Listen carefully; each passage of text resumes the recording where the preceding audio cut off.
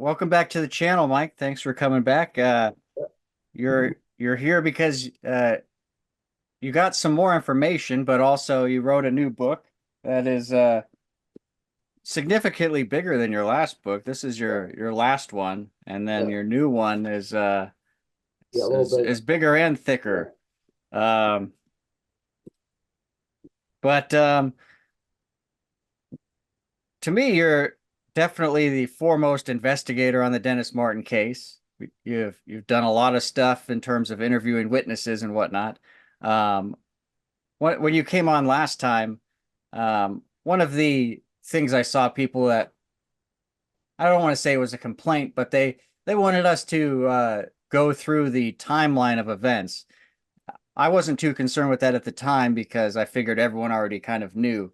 But maybe we can just briefly go through the timeline of events of the Dennis Martin disappearance and talk about some things people may not know. I've written down a couple things, All right. but how do you feel about that?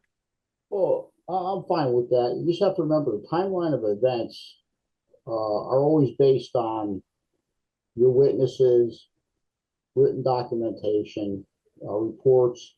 So, in not every situation are the times going to be accurate, you know. And in a case like this, like I said, I don't mind talking about it. I don't know. I mean, we all have kind of a general idea of what happened.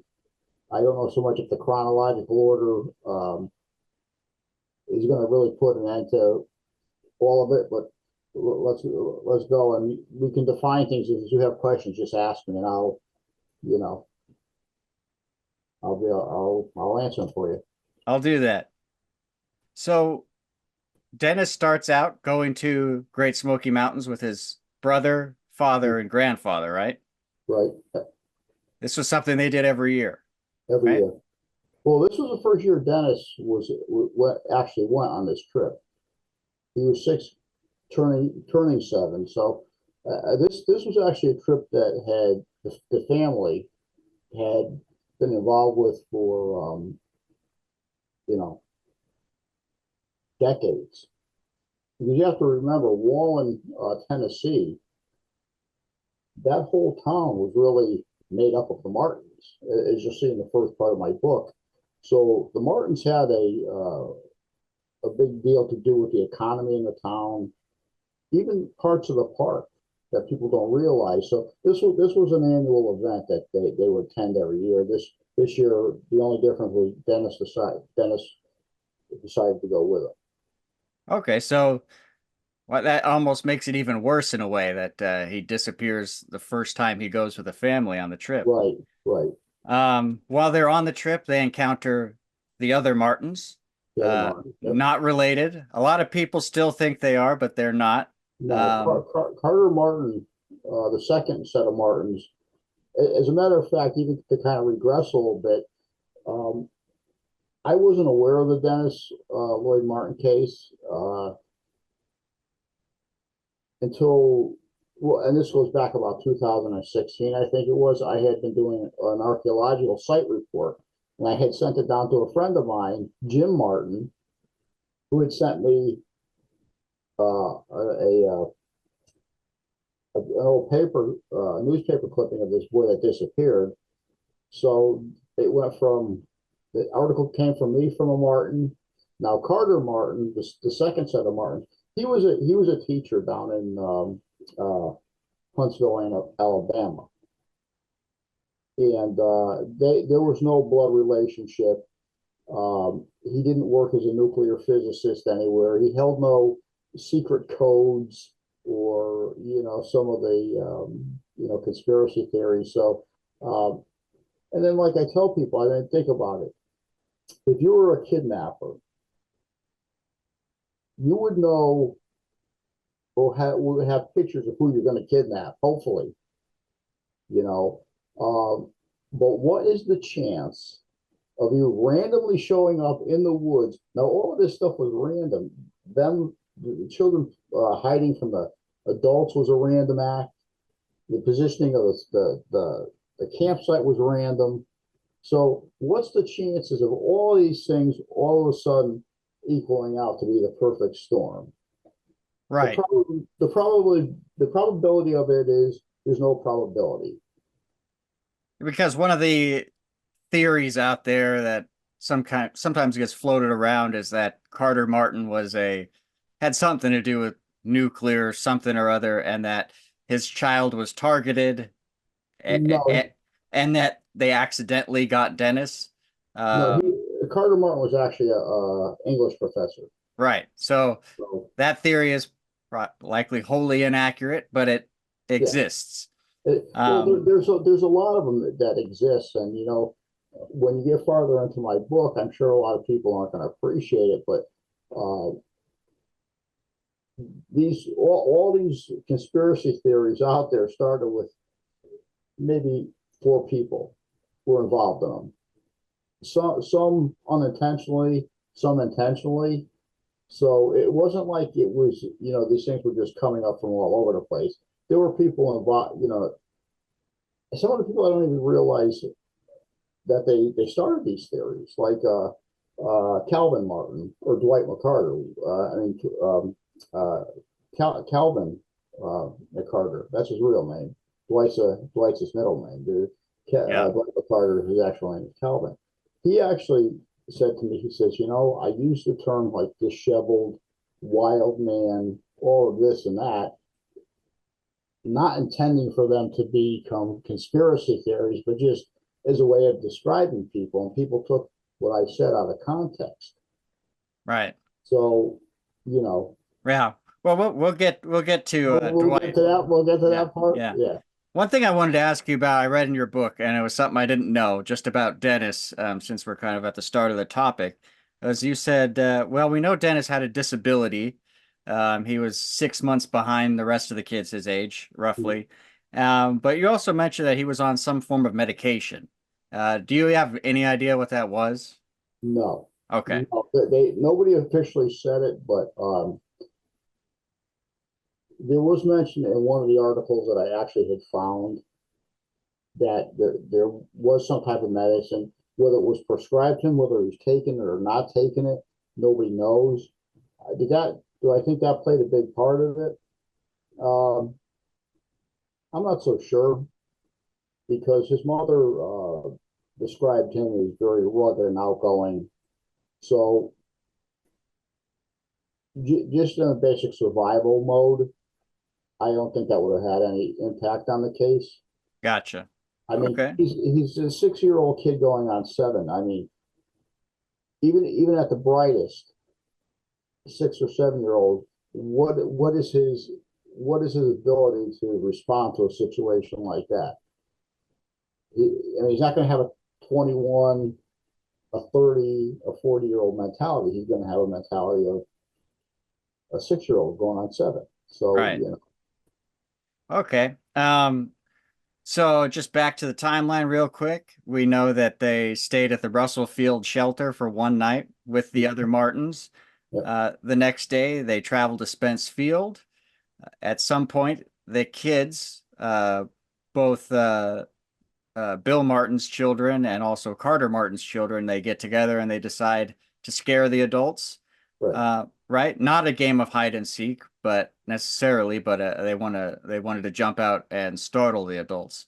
right, Um, and Dennis, he's wearing a red shirt, which is a dead giveaway in the green trees. And so they have him go a different direction from everyone else. And one thing I noticed in your book, information I was not aware of, was that you say that Dennis was last seen near Anthony Creek Trail, which is north of Spence Field, um, and coincidentally kind of heads right in the direction of Rowan's Creek. correct, Uh, but Dennis, he doesn't pop out with the rest of the kids. He's right, gone. And once the family realizes this, they get obviously really concerned, and Bill Martin starts looking up and down the Appalachian Trail.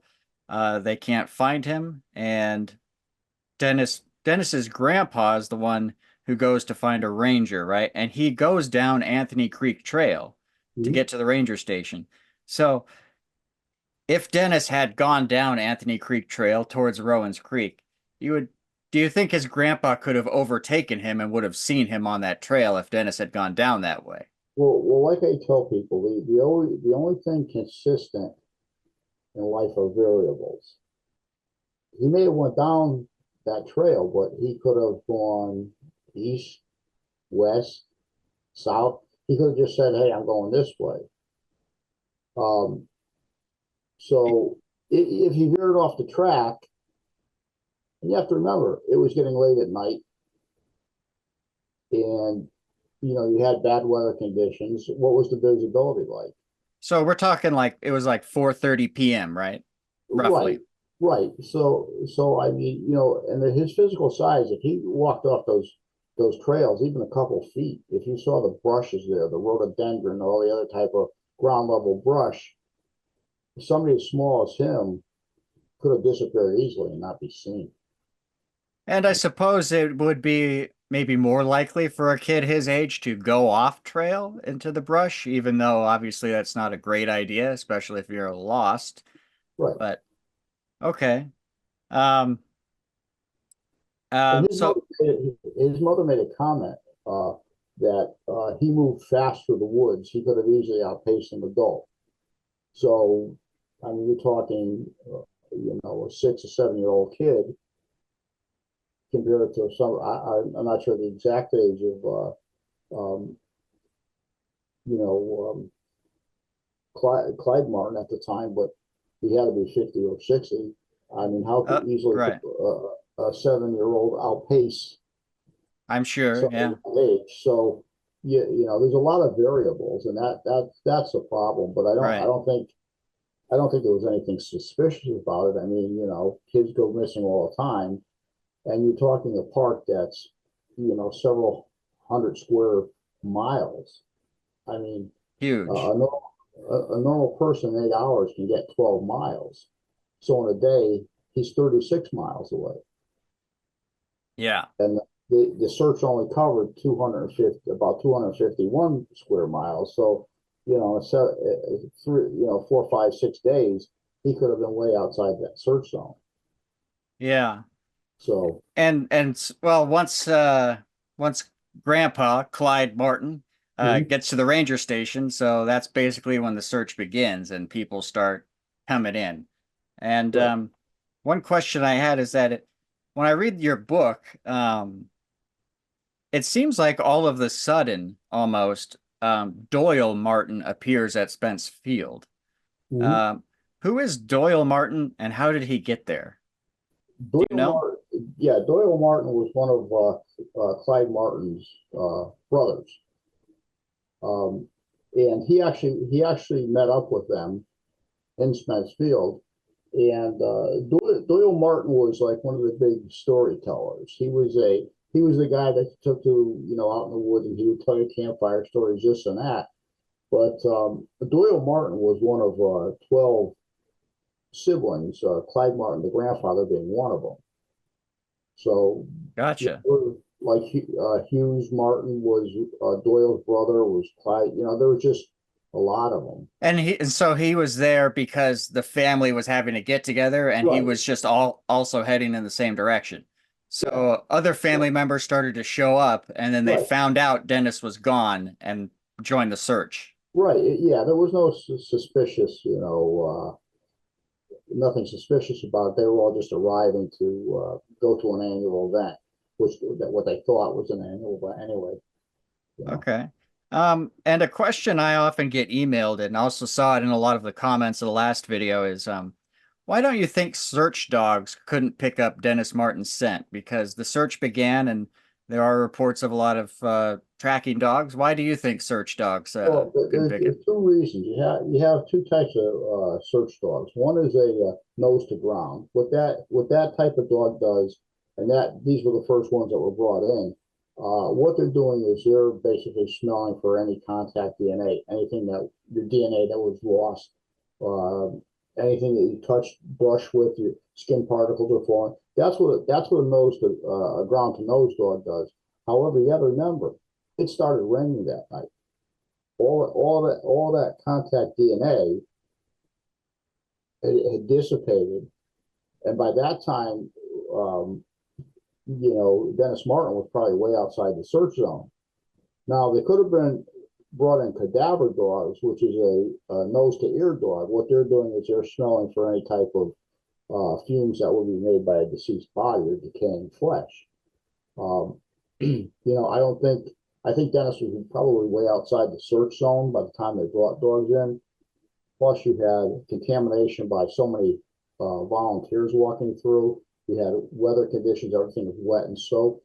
So, that's kind of, it's nothing that, it's not the dog's fault. It was just that there were too many factors that prevented the scent from being actually picked up.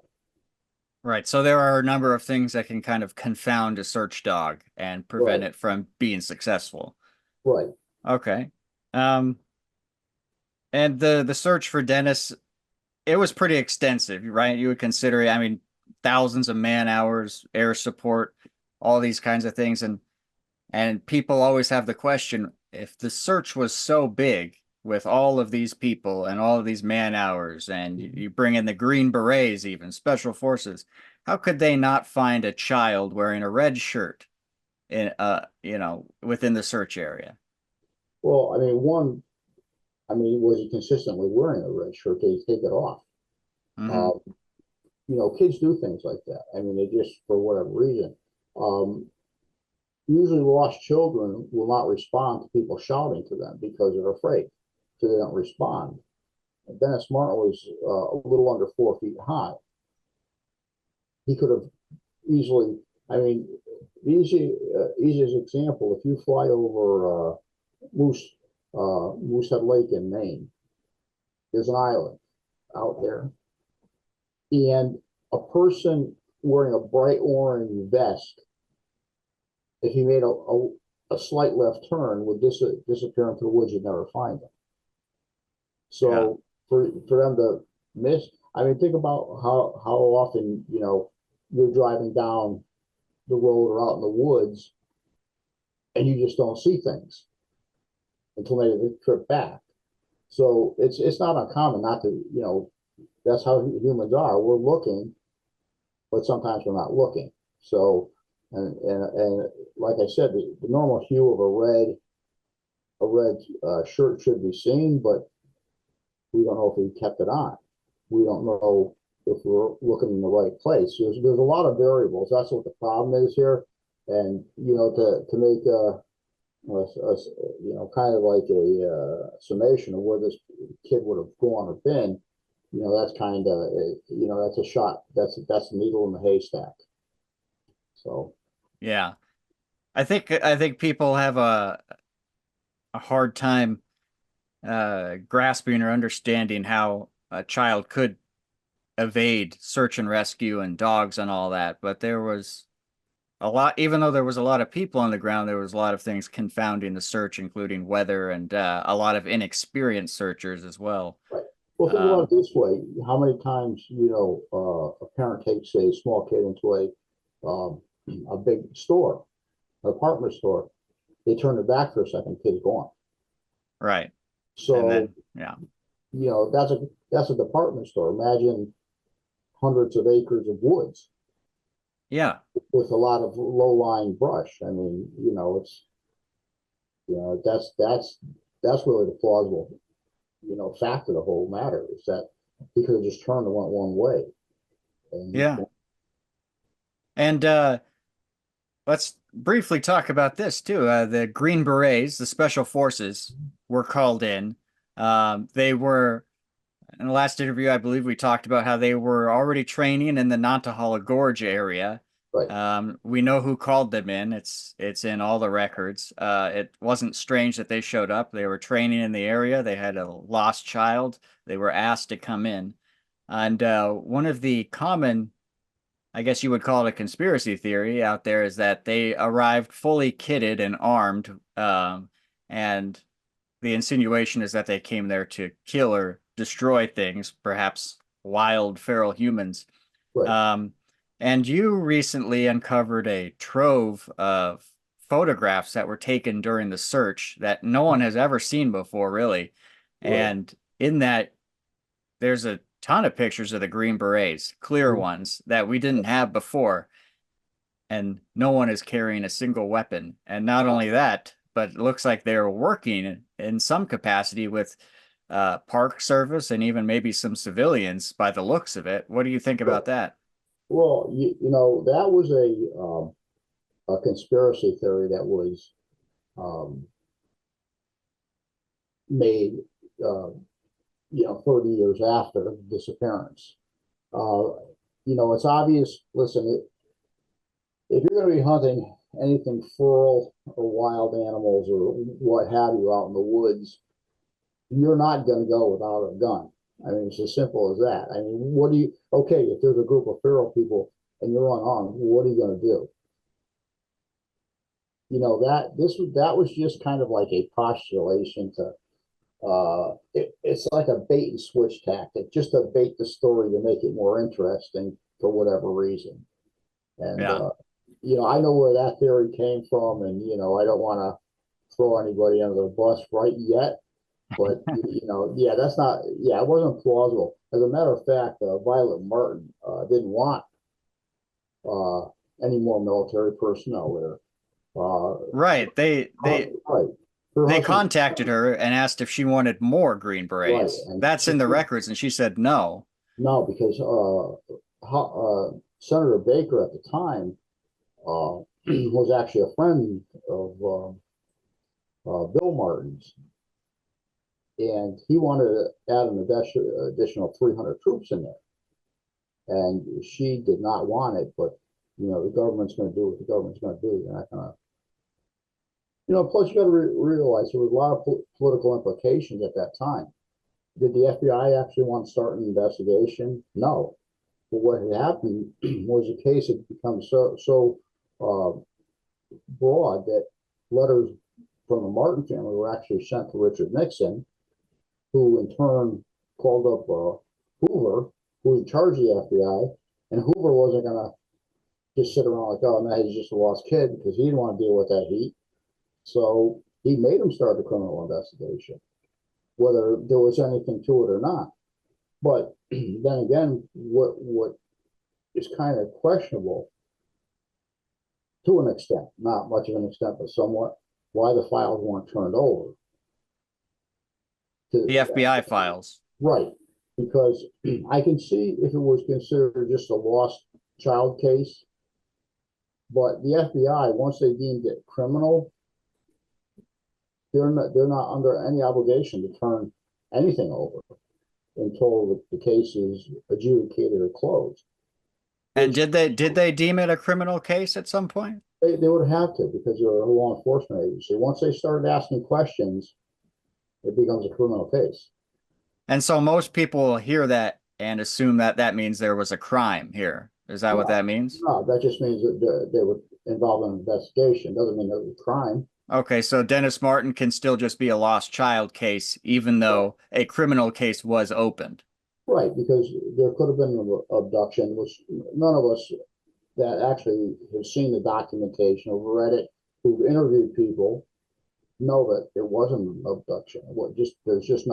There's nothing to substantiate it except for when unfortunately when Bill Martin, he became exceptionally upset and had other issues going on with him besides that. Um, started coming out with these outlandish stories that have really no validity on the case, but they also, perpetuated a lot of these conspiracy theories that we have going on. So, um, but no, they just were involved, and then they get pieces of information here or there, most of which were, you know, you got the jailed how the jailbirds. Oh, this one did that. This one did that. That's a common thing. To get something out of while they're sitting in the pen to get favors or this or that. They always do that. So So right, that was a rumor that came out in the yeah, 80s, I think. yeah, Right, that someone in prison said that they knew who yeah. killed Dennis Martin, but that rumor didn't really go anywhere. No, it didn't go anywhere. It just was. The case was closed, I think, on February 21st of 1981. And at the last page of the report, it was a case closed. There was nothing Yeah. no further leads, anything, you know.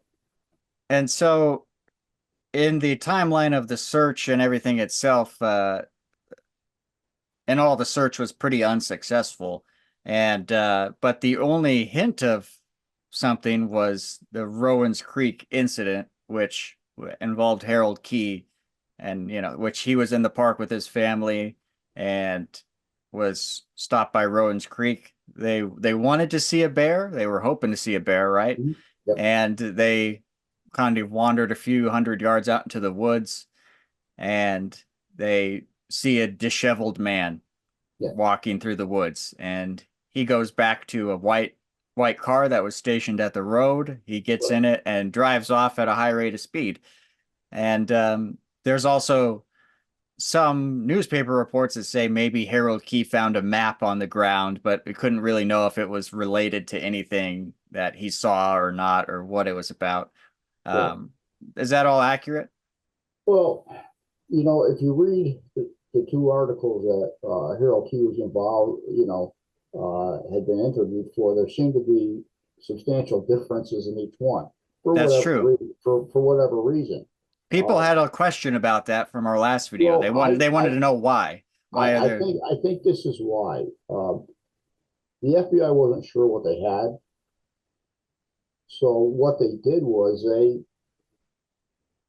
they told him, certain things to say and not to say, the deflect the true nature of the investigation, and that was through the whole course of their involvement.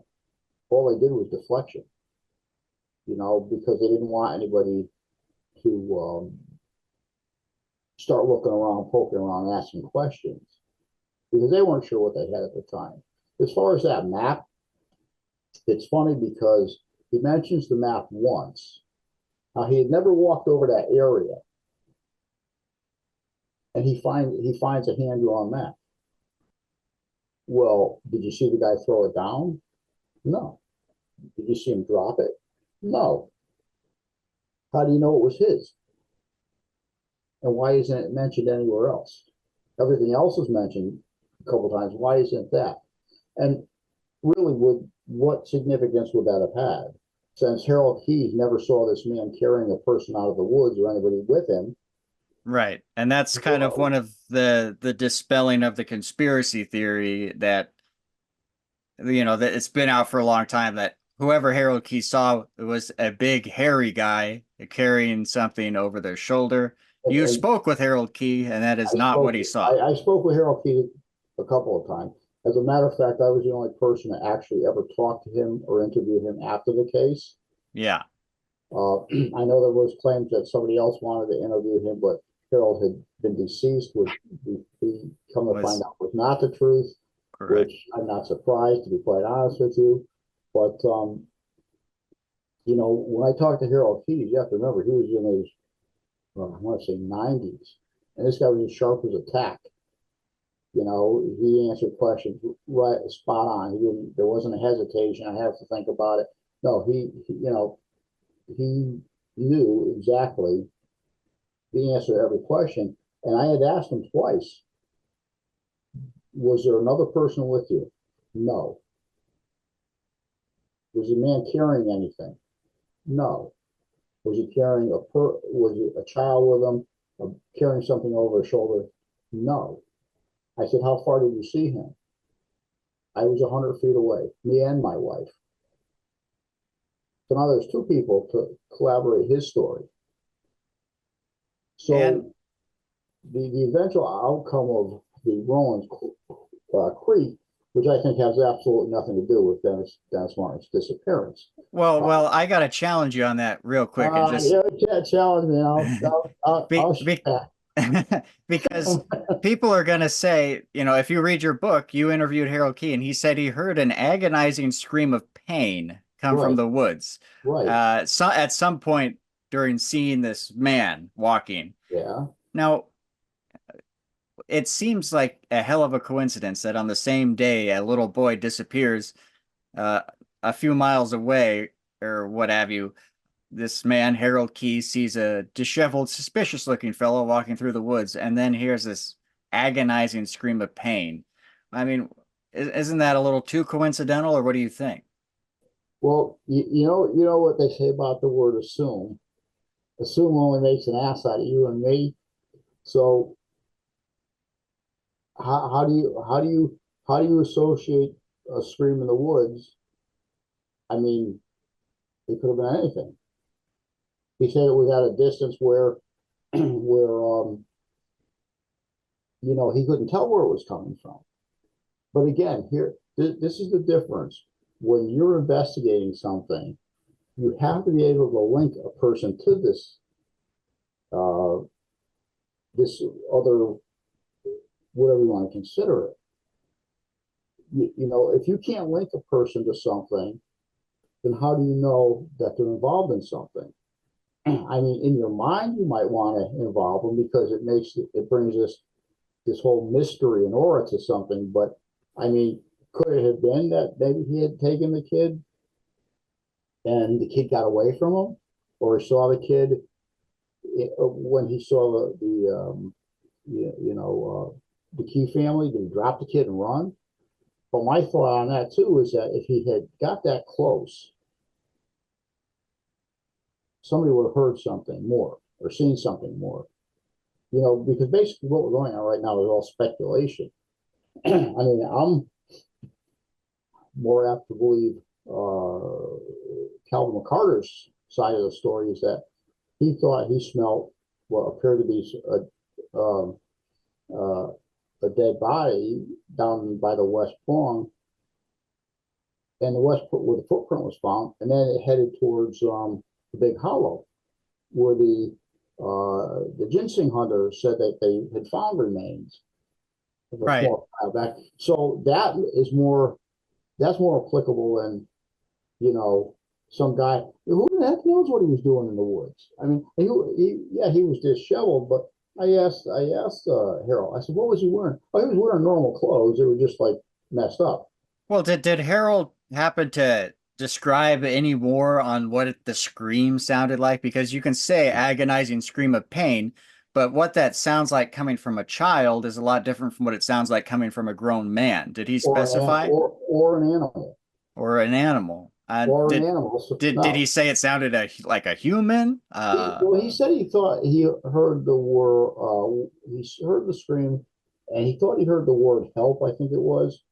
Uh, but that there's a lot of postulation there. Is it?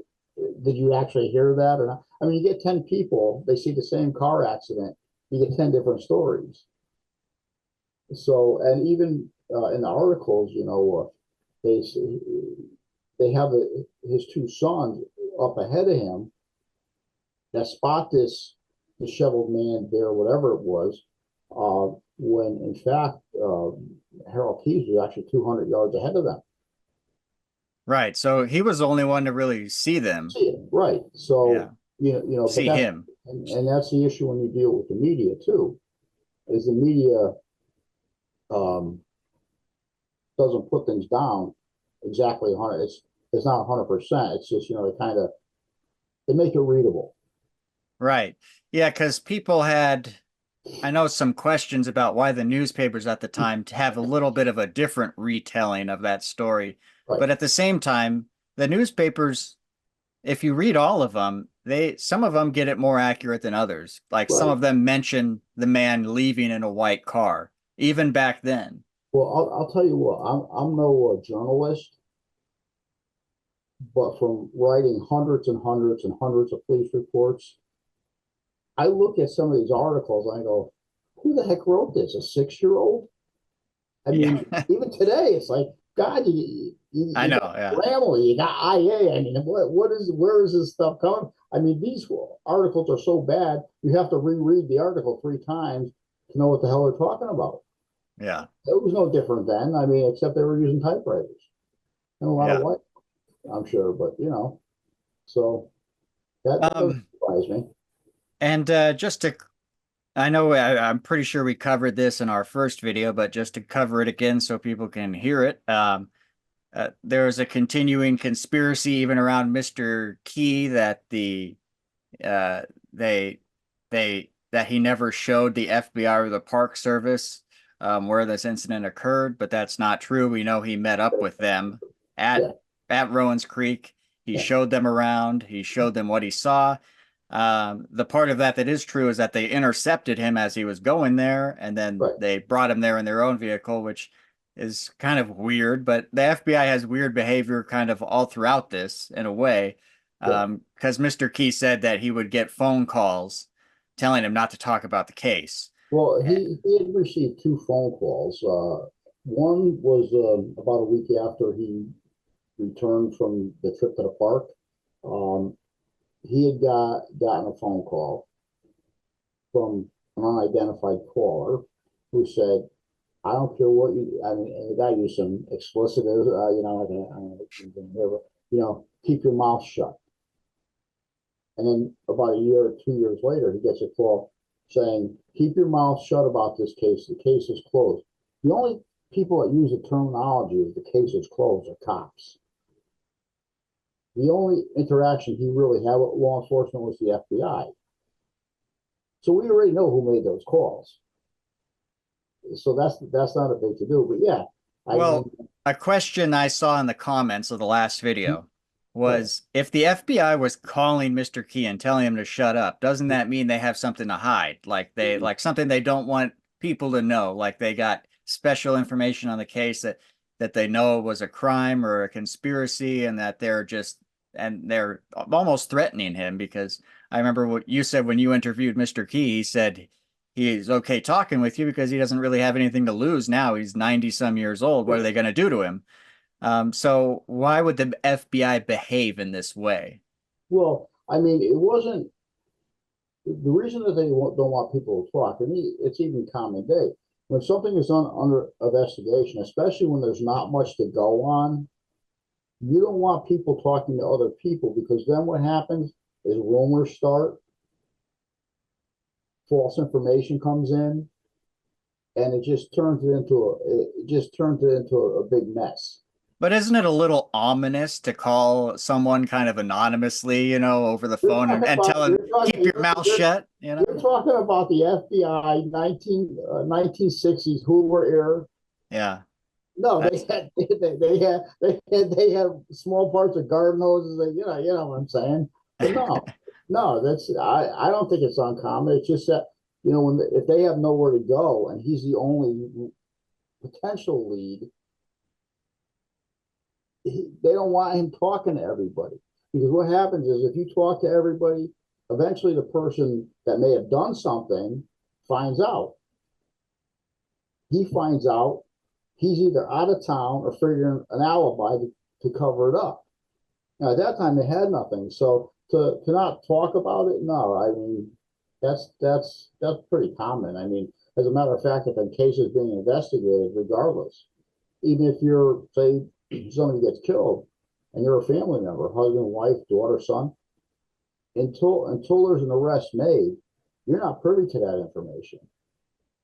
Simply yeah. because neither is the media, because what happens is it gets out there, somebody involved finds out, and already here come the alibis, here comes the escape, here comes the all the things that you don't want associated with your case. You can't solve it if people are, you know, taken off. So yeah, no, you don't talk about it. You know. That's just like this big communication show. Oh, the FBI wasn't talking with the military or this one wasn't talking. That's not uncommon. I mean, So they were kind of protecting their only lead, you think, in a way? well, they were protecting their only lead.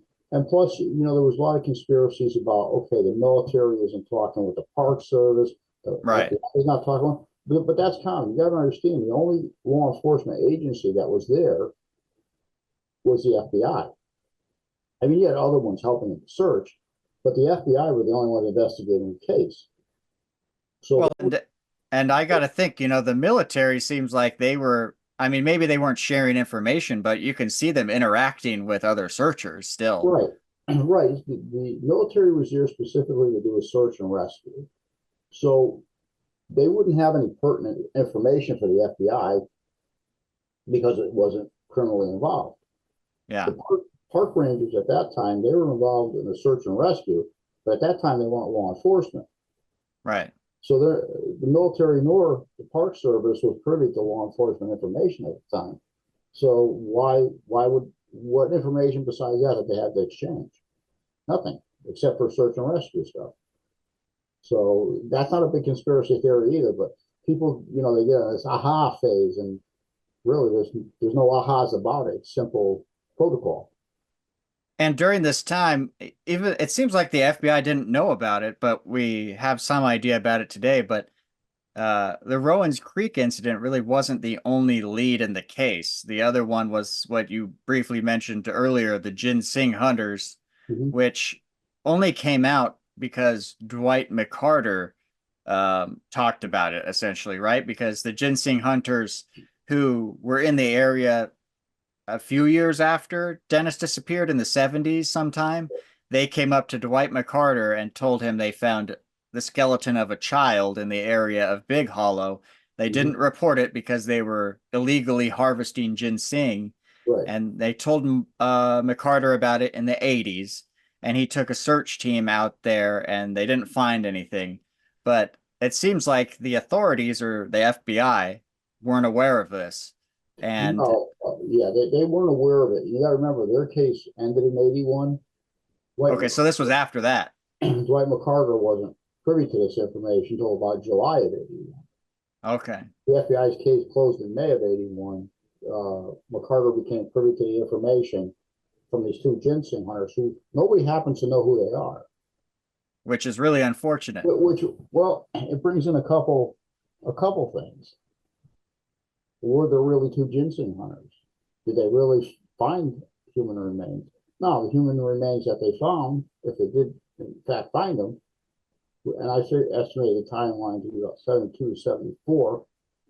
Um, was it Dennis Martin?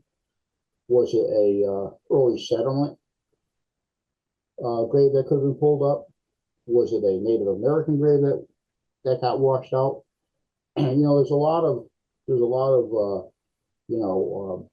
possibilities. I noticed comments on the last video when we talked about this. A lot of people questioned if two ginseng hunters who were illegally harvesting, would they Mhm. really not go to police with the finding of a skeleton, even though, because what's the worst that they're going to get for harvesting ginseng? You got to weigh that, well, would they even get me in trouble if I turned in the body of a missing child? Well, So I can understand that point of view. It it, seems it, like it, it, it does seem suspicious. However, after talking to Dwight McCarter, there is perfect sense to it. He says okay, these people, these hunters were rural, like really rural people who never brought law enforcement to any of their business. Never. They didn't like law enforcement. They were afraid of law enforcement. They were out there illegally, harvesting ginseng. So why would they want to bring anything, that could come back and bite them? Why they wouldn't do that, And like McCarter says, they were country folks. They didn't like the cops, and gotcha. it made perfectly good sense. Dead body or not, I mean, that's how it is there. I mean, you have people. I mean, if you can imagine, way out in the wood, they don't, their business is their business, and it's not your business. So, no, I don't think anything's mysterious about it. Do I think it's wrong? Yeah, absolutely. But you know, it, So today, all we're left with, it, and essentially, is that Dennis Martin could possibly be in the Big Hollow area, which like you said, the West Prong Trail leads right yeah, into that area. And Dwight McCarter said he smelled a dead body in that direction, and he felt certain it was a human body. And Dennis could feasibly walk to that area and could have right. passed away from exposure, and his body could be buried under 50 years of plant Believe- decay. Yeah, yeah. Plus, you got Um, those remains would have been chewed on by any type of rodent, anything. Uh, at this point, could a cadaver dog find it? Maybe. Do I think? But the problem is the pieces would be so small by now. I mean, bone even in acidy soil like there would last 200 years. There's a possibility, but I don't see anybody making those great strides to find out, which is unfortunate. But you know, yeah. And so would you say that the ginseng hunter, the big hollow thing, would that be if you had to give your best guess on what happened to Dennis Martin, would you go with that one? well, that would probably be the only plausible one to go with. And I'm not 100% sure, honestly, how much of that story I believe. Because I on two occasions, I've asked Dwight about that, and no names came up, which is, I mean, if somebody came up to me and said, "Hey, I found a debt," and especially if they were locals and I knew it, you would know who they were, and you know, just never got an answer. So that, when you don't get an answer, that always leaves a question of why. Right. You know? So, yeah, I got you. So basically, we only got two possible answers to this case. Yeah. And one is that he died from exposure after getting lost, and the other one was that he got abducted and someone took him and killed him or did something with him. Well, And there is a third alternative. okay. I talked to Bryce Olmsted. He worked out of the FBI office in Knoxville during the search, and there was a gentleman there that started up one of the first rescue services there. All I remember is his name is McGee. And the only conversation Olmsted had with McGee, and McGee thought that there was a greater possibility that Dennis Martin had wandered out of the park and that maybe somebody took him in. And back then, I mean, you're talking the 60s, kids would disappear for days and not come home, and that's how it was. But he may have been raised by somebody else, Hmm. and with no criminal intent, but he could have just been picked up. So that's a third alternative. Um, so, um, you know, I got you. you know, Um, I questioned everybody. I questioned all the surviving members that were still alive from that worked in Knoxville office at the time. I tracked them down, yeah, so even right. even Wallace Eskel's relative, I ended up interviewing them about Y- things. Yeah, Yeah, you've interviewed pretty much anyone who was yeah. alive in the last, Well, it's still a lot. Yeah, yeah. which I know. it is fewer and fewer people every year, sadly. But it's good that we have some of this information because if no one had talked to Harold Key before he died, Nobody would there know.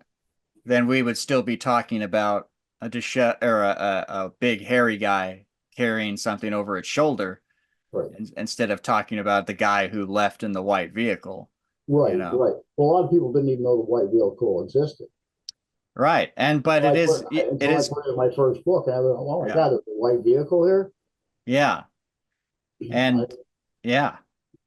So important information in terms of dispelling myths and legends that kind of surround the case. Um, let me go through some of the questions people left on your last interview, sure. um, which a lot of people had a lot of positive comments. Yeah, there were probably a couple naysayers. I read some of them. We'll get to some of the people. Some people take issue with your stance on Bigfoot, and we'll talk Right. about that. Uh, One person was saying that this is the kind of content we need when it comes to missing person stories. Detective Bouchard is absolutely right. So many people online are taking these real life tragedies that happened and real life people and turning them into entertainment, and it disgusts me.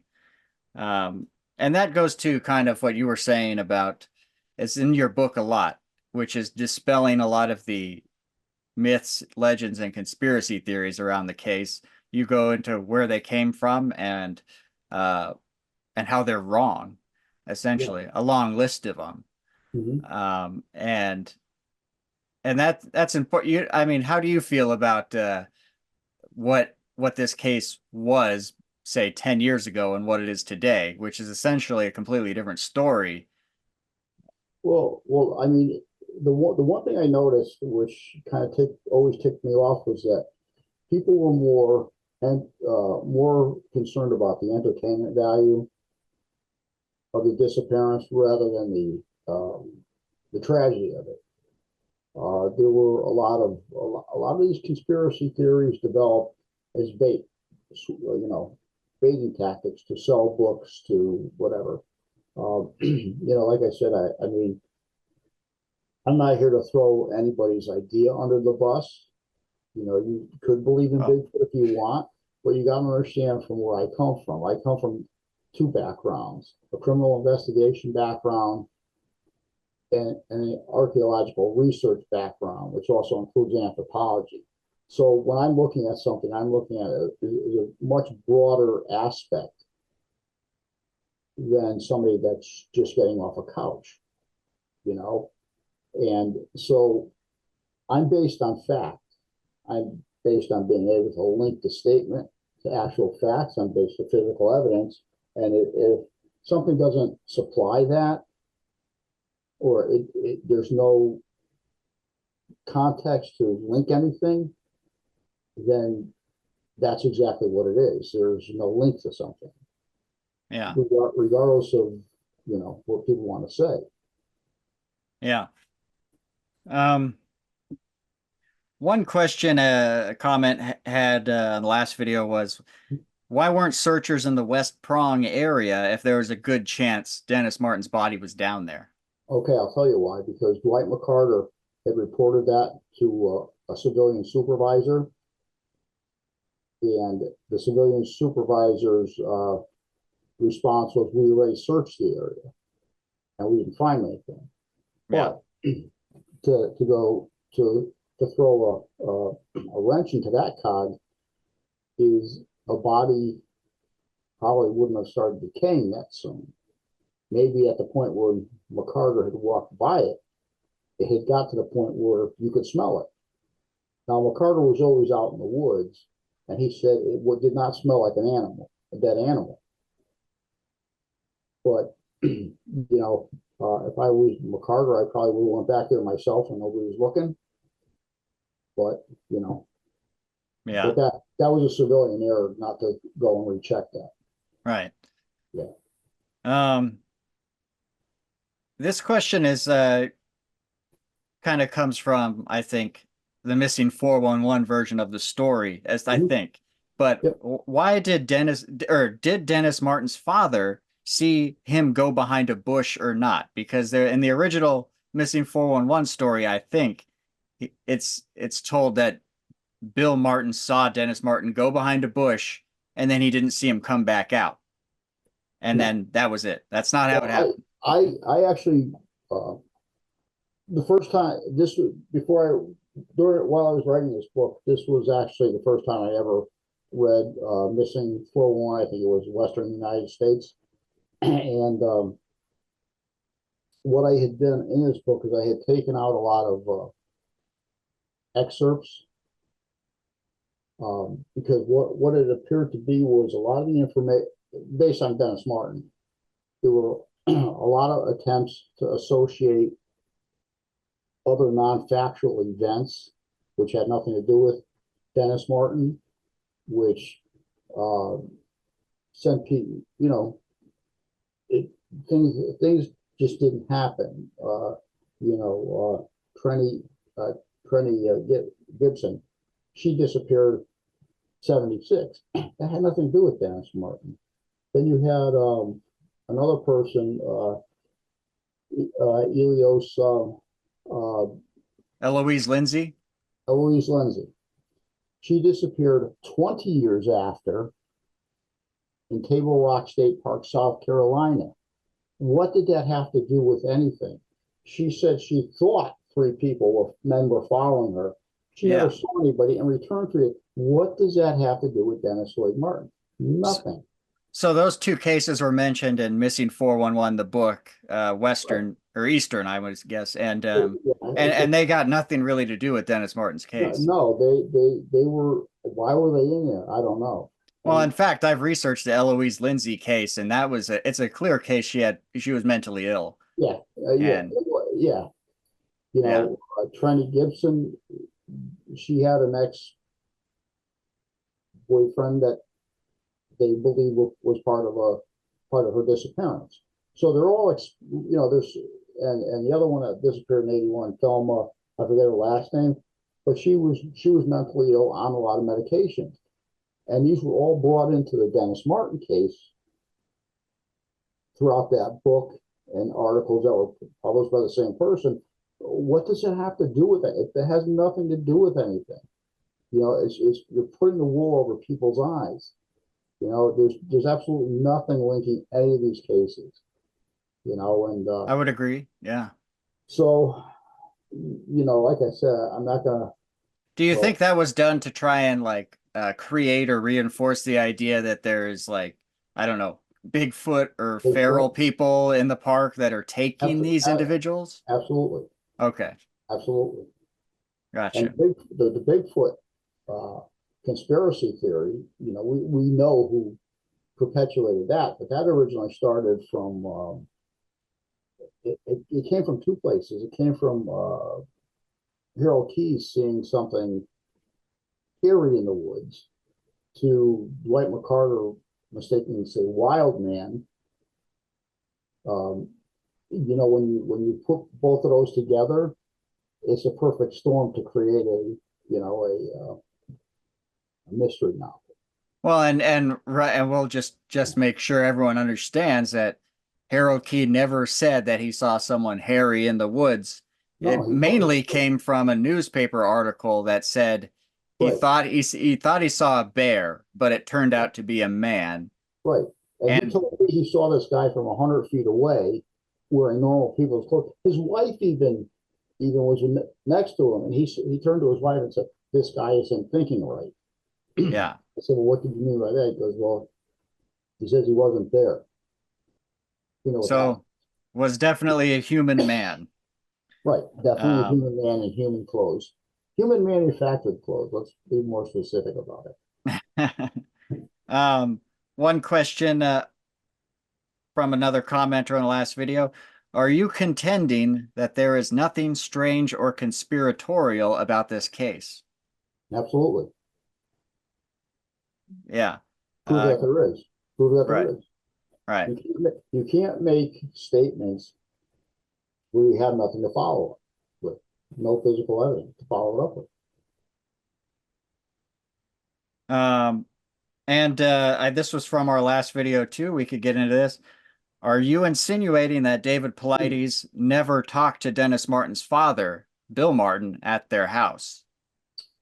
Well, my basics, and this we're going to have to kind of excuse me, regress and progress on this one. Yeah.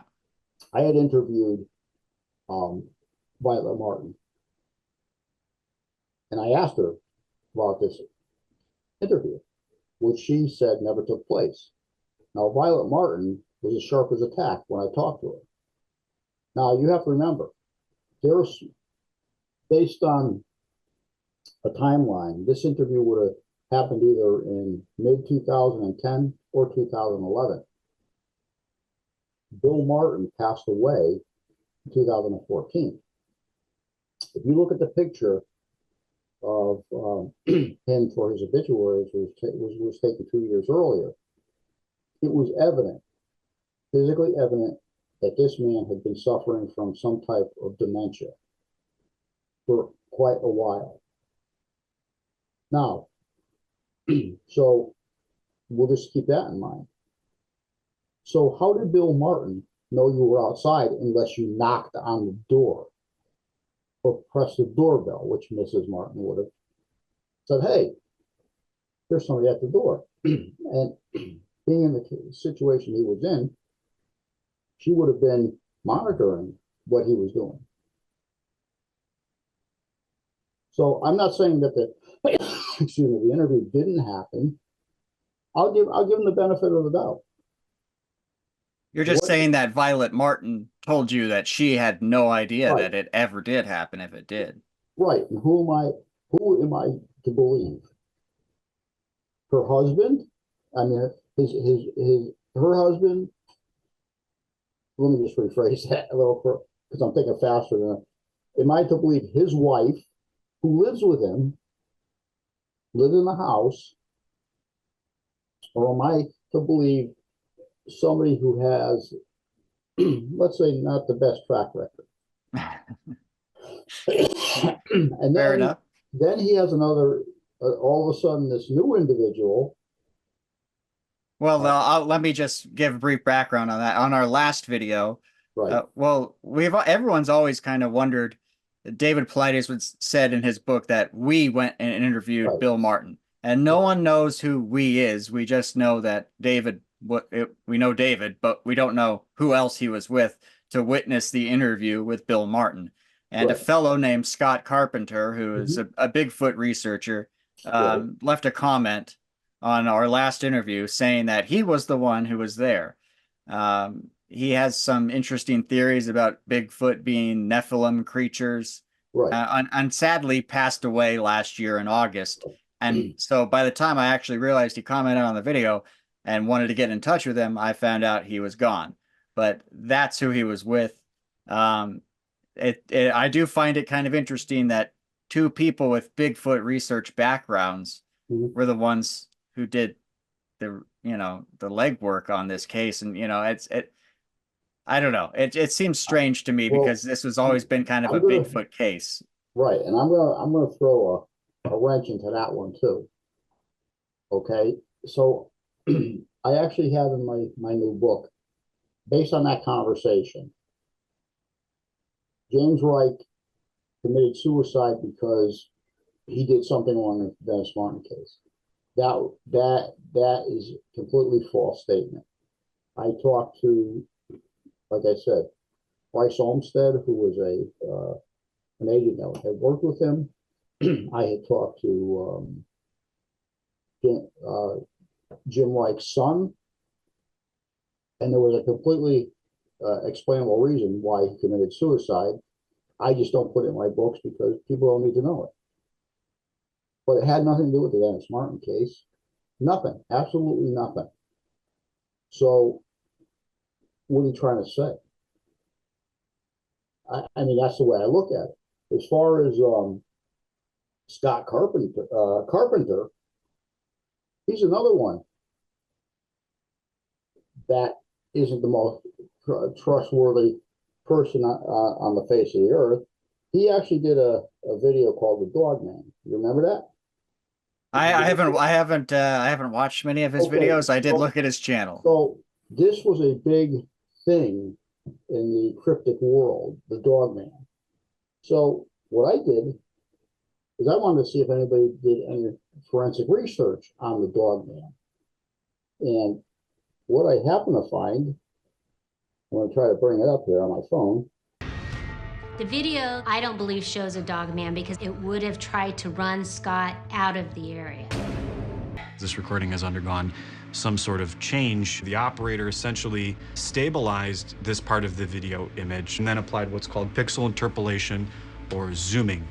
And I'm seeing symptoms of that here. Information may have been added to make something look subjectively better, but not objectively accurate. Based on the analysis that I've performed, I cannot authenticate these images, and I'm concerned about the opportunity to manipulate these pixels to represent something that wasn't originally recorded. So this is an anthropologist telling you what her perspective was, which makes sense. You have a guy that does forensic analysis of photographs and video, which told you that it was manufactured. So between him and Dave, who the manipulation of stories, of footage, of this stuff. You tell me why I should consider any of these people credible. So Scott Carpenter was a Dogman researcher too? He came out with this Dogman footage that the cryptic world went crazy about. Now listen, I don't care as a person what you want to believe in. You could believe in Bigfoot, Loch Ness, whatever you want to believe in.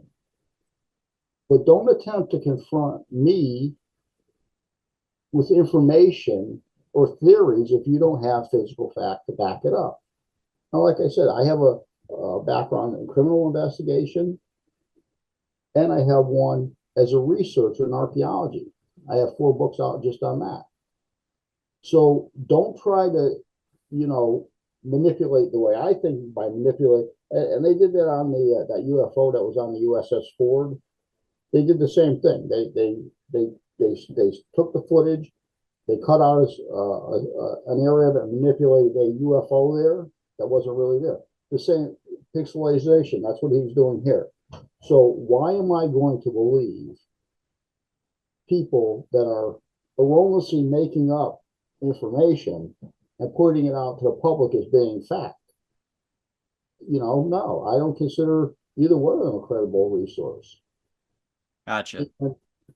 I've done some research on some of the other people that were, our other friend there, and his story isn't any better than that one, his background story. So, I'm not going to throw any eggs out there, but it's just, here's the difference. I deal with fact, I deal with interviews, I deal with physical evidence.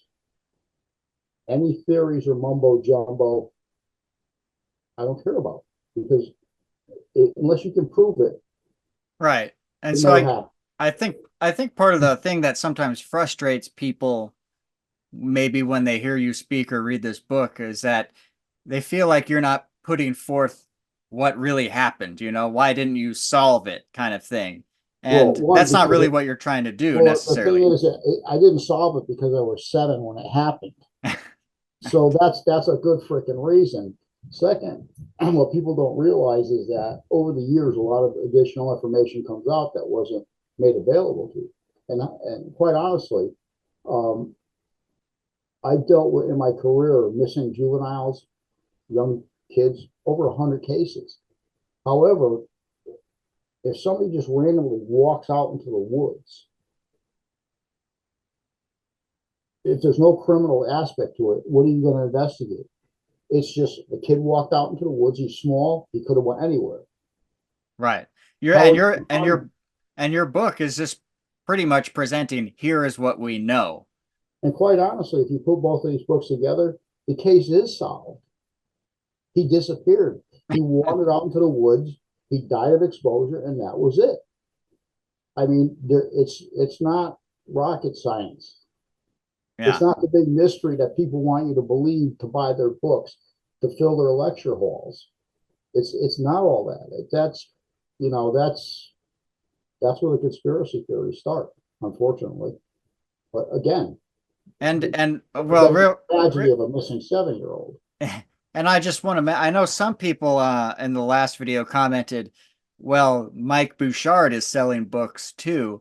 And what I'll just say about that is that you don't have to buy his book. If you really want to know more about it, you can. But he's talking, this is a second interview where he's given this information away essentially for free. Well, quite And honestly, I don't even market my books. that's I don't, true. I don't market them. I write them. I put them on Amazon. Whatever the heck they do with them, they do with them. I don't Right. market them. I mean, my book is an $81 a book, like certain people. I'm not in lecture halls filling it up like other people. I mean, what's the purpose? And some of this information, it needs to be put in a book, and you can't really Right, just give a book away for free. right, And so, but what I would defend Mike in saying is that he is here talking about this. He's not right. getting paid anything from me, No, and and and he just wants to get the truth out there, right. and the facts, because there's a lot of misinformation out there still. And it's much harder to correct misinformation than it is to be the first one to tell you a story. And most people, the first time they heard this story was uh, half conspiracy theory kind of stuff. And Right, it's a lot more difficult to come back around and try and correct that after people are so familiar with it. right. And the one thing I will tell you is I'll come on a show and every email I get, I will send an email back. I'm Yeah. not hiding. I'm not hiding. I mean, how many times, not only you, but like Micah Hanks has tried to get a hold of certain people to say, hey, let's talk about this in public. No response. Why? Well, that's true. And I'll actually, Because you'll get called out and you'll get shredded up. I And that's will. I'll comment on that because some people left comments on that on the last video. They said, if I was going to have you on, will I be willing to have David Paulides on? And my answer is yes, I would have him on in a heartbeat if he would come on. And I don't think he will. And because I've had multiple people contact him about my videos and they never get a response. They say their comments get well, deleted from his videos, and yeah. if anyone watching this wants to see him on here, I would have him on in a heartbeat, and we can only talk about the Dennis Martin case, and I would be happy to do that. But he would have to answer some tough questions, and I don't know if there's any upside in that for him. No, there would be no upside for him. Plus, how do you think Scott Carpenter knew to throw a comment like that in Right. about right? He must have been watching. I don't know. Either he was watching or he was told. Right. Yeah, I mean, stuff just doesn't happen randomly. I mean, just boom, there you go. All of a sudden, I was with him. Why didn't you mention? See, here's my problem. When you write, uh, we went. It shouldn't be we went. Myself and whoever went. You see, Yeah. when you put out information like the books I put out, the reason you have to make sure now there's references in all these books. I mean, there's hundreds of references where I got my information from. Why? Because if you want to research it, there's your book to research it on because this has facts in it. It doesn't have which doctor I believe, I think, and it has all the interviews, who I interviewed. It has all the documentation, everything. So my information is cited and supported, where other people's may not be so, you know. Fair enough. Watch out for the dog man. Yeah. Well, that actually leads to another question we need to get to Sure. with you, and that's a lot of people had this question for you, but what makes you so certain Bigfoot does not exist? Well, I'll tell you why. And it was actually a conversation that I was listening to Scott Carpenter. He said that him and Dave Paulides, when they were hunting Bigfoot, would put apples and stuff in the tree. And what they would do is they would surround the apples and whatever they put out with duct tape in an attempt to not only get hair, but get skin follicles from whatever grabbed it, because they were looking for mitochondrial DNA. A little bit of a mistake on his part, because the only thing you're getting from skin is nuclear DNA. You get mitochondrial DNA from cutting open the hair, because mitochondrial DNA is held inside of a cell. So where he got that information from, God knows. But you see, this just shows the level of education in certain fields.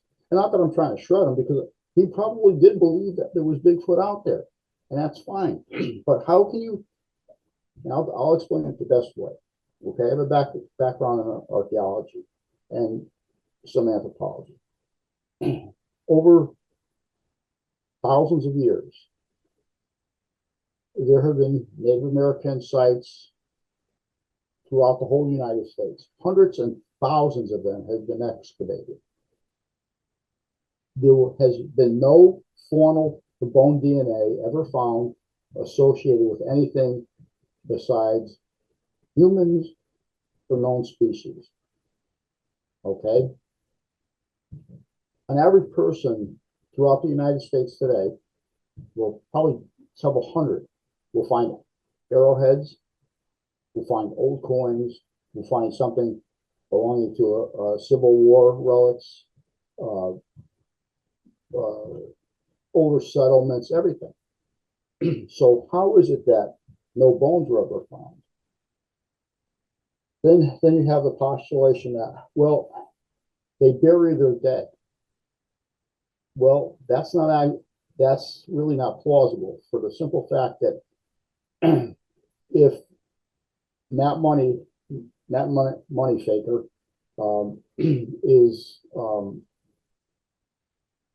telling you that these things bang on trees with sticks, throw stones, that means that if they were around 1,000 years, why didn't they develop flint knapping to make artifacts, stone artifacts? Why? If they listen, why did not they not biologically evolve like everything else? Huh. Now, if they didn't do that, then they surely weren't sophisticated enough to have a social system or a cultural system. Within a cultural system comes religion. With religion comes burial. So without any of those facts, and without anything being found physically, what do you have? Close your eyes, what do you see? Nothing. Well, I suppose if I was trying to steel man the Bigfoot position a little bit, I might argue that what do you think about all of the history of, say, Native American legend or lore that features a Bigfoot-like creature, you know? Well, There are sightings that go back, over 100 years. okay, so to throw a stone at that one, what do you think about the Vikings saying that there's sea serpents and dragons? And you say, Maybe there are. yeah, well, and then people will say, well, we're always finding these type of animals underwater. Yes, that's because humans, we're terrestrial, we're on the ground. Millions of us. Nobody's walking around at the bottom of the sea to see what's down there. So it's more apt that we're going to find some unidentified species under the water than above the water. Not to say that it doesn't occur, but like I tell people, listen, my relatives are from upper state Maine, up in the uncharted territory area. If there was a Bigfoot around, I'm sure it would be stuffed over somebody's fireplace. There you go. But I mean, so prove to me with some type of physical evidence that there's Bigfoot. And don't, let's go back to that Patterson Gimlin tape. Completely false. It's a fake tape. One made in 67, completely false. That was Bill Hieronymus in a Bigfoot suit. Not only did he confess to do it because he got PO'd, they never paid him the $1,000 they were supposed to pay him, but if you look at his normal walk and you compare it to the way that this creature in the footage was, the creature in the footage should have been from an outside environment, had been more stealthy, had been more smooth when he walked. This guy was like stumbling. The lower right leg from the kneecap down to the right ankle was not articulating normally, just like in who's. So Hieronymus the same way. When you watch him walk, his right leg from the knee to his foot does not articulate the right way. There you go. So unless you bring something to me, I can prove Dennis Martin's disappeared. One, because nobody's seen him after that. There's police reports, files, videos, interviews, so on and so forth. That's hard fact. What What do you have besides that to give me? Nothing. And what did they use that song in the 60s? Nothing from nothing means nothing or equals nothing, right? Well, and I suppose, do you want me to leave your email at the description of this video, or people can contact you if they Oh want? yeah, I'm sure I'll get a lot of, oh, I know. Listen, Well, I just want to say, if someone thinks they could prove to Mike here that Bigfoot exists, if he's all listen, right. if you know what, if you can prove fact, listen, like I told you, I don't care what people want to believe. You can believe in anything. I mean, you can go as far as believing in Bob Lazar, whose hand machine that who's that other nincompoop Corbell, Jeremy Corbell. Look at Bob. I found a picture of your that hand machine. Oh my God, Jeremy, I've never seen that in 30 years. I haven't seen that in 30 years. Yeah, bullshit, because it's on a 1977 version of Close Encounters of the Third Kind, knucklehead, because they got a picture of it. That is accurate. I have I know it's confirmed. actually. I have confirmed myself that that's true. See, I'm telling, and then you want me to believe this stuff? Come on, I mean, come up with a better one, or at least fake the information a little better and do something. But yeah, I mean, listen, I mean, if you're going to just get into the stammering, if you're going to send me an email stammering about bullshit, I'm just going to erase it. I mean, if just like, unfortunately, like this Todd Carpenter, he may have believed what he thought was in his reality real. But when you start manipulating things, that's intent. And when you have intent, you're diverting the truth to make a falsehood seem like the truth. That's questionable. So right. my new book goes over a lot of that, and I'm sure I'm going to get a lot of FUs and go fly the flags and all kind of stuff. But you know what? Unless you can prove it, there you go. Like I said, all of my stuff is cited and researched in the back of the book, where you can find it. What do you got? What do you got? And I can confirm your book, your new one, is one of the most well-cited books.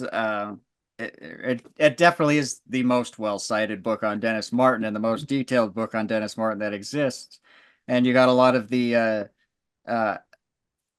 copied pages from the FBI files in there for people who want to see what the original documents looked like. There's even documents in there that that you can't find. Like I have Jim Reich's application, his test, yes, everything. yeah, lots of stuff that you can't find anywhere else. Yeah. The book is called the Hidden File, or the Disappearance of Dennis Lloyd Martin: The Hidden Files by Michael Bouchard. It's available on Amazon. I'll put a link in the description of this video for people who want to find it and purchase it. It certainly has a lot of new information, tons of new pictures. If you're interested in this case and you want to have just the best resource on it, I think it's hard to beat. I really do. It's interesting because this file, this was the first file they released to me. I don't know how good you can see it, but when they released this DVD to me, they actually put my name on it. I think they were I think they were so PO'd at me that they just hope I would disappear. Right. And oh, by the way, this file isn't the whole file. There's about 33 pages that they right. That's still holding back some. Yeah. And which they I mean, questioning them because I said, well, let me ask you a question. Who determines what's exclusionary? They go, what do you mean? I said, well, the case, there's no new information on it. It hasn't been for years. You're not following it up. So why isn't the whole thing being released? They go, well, people have the right to privacy, this and that. Listen, people have driver's licenses, marriage certificates, everything open to the public. And some are deceased. So what expectation of privacy do they have? They don't. And they still won't release those few right. pages. But so yeah, there's still They there's don't like still the advice. there's I still want to tell information you, out there, waiting no, to be discovered, I guess, but, yeah. I mean, I mean, the biggest thing to be, I'll tell you what would make a big difference is if somebody could figure out who these two alleged ginseng hunters were. What you do is you contact their family members and say, because come on, don't say you're going to find a body, at least two people finding a body, and you're not going to tell a family member. Sure you are. And see, Dwight, what he didn't realize is he put they in the book. They isn't one person. They is a two person, or maybe three people. Who knows? But he wouldn't. The last time I talked to him, he was not in any shape to, right. get Dwight along. McCarter is getting up there in age and Yeah, maybe suffering a little dementia. yeah. So So, he's not as sharp as he used to be. Um, but yeah. Anything else you want to add, Mike, before we well, I mean, the one point I've been pushing is one. I don't sell. These books are there for your research. They're not for me making tons of money on them. I don't like other people. I don't even market them. I yeah. don't market them. I think the biggest thing is that you have to remember that, yeah, this is a well-known case and all of that, but you have to realize the tragedy that's behind it. You can't replace your um, entertainment for what actually happened that day. That's not how it is. And I had talked to a lot of people. Next year, actually this year is going to be the 55th year.